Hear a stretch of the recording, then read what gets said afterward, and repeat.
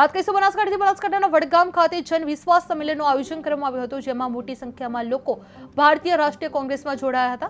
વડગામ તાલુકાના ચૌધરી સમાજના આગેવાન ગોવિંદ ચૌધરી તેમજ સાગરોસાના ગામ સરપંચ સહિત આશરે 60 જેટલા લોકો કોંગ્રેસમાં જોડાતા સ્થાનિક રાજકારણમાં ગરમાવો આવ્યો હતો.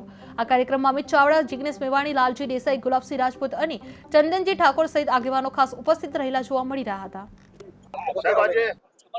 સ્થાનિક સ્વરાજ્ય ચૂંટણી પહેલા વડગામથી સંઘ ફૂંકવામાં આવ્યો છે. શું કહે? સમગ્ર ગુજરાતમાં ભારતીય જનતા પાર્ટીના શાસનથી લોકો ત્રસ્ત છે, હેરાન પરેશાન છે અને પરિવર્તન માટે સંકલ્પ કરી ચૂક્યા છે. જનાક્રોશ યાત્રાના માધ્યમથી જ્યારે અમે આખા ગુજરાતમાં ફર્યા ત્યારે એક તાલુકામાં એક ગામમાં લોકો પરિવર્તન માટે જનાક્રોશ યાત્રાને સમર્થન તો કરતા હતા, પણ સાથે સાથે દરેક જગ્યાએથી પરિવર્તન માટેનો શંખનાદ પણ થતો હતો.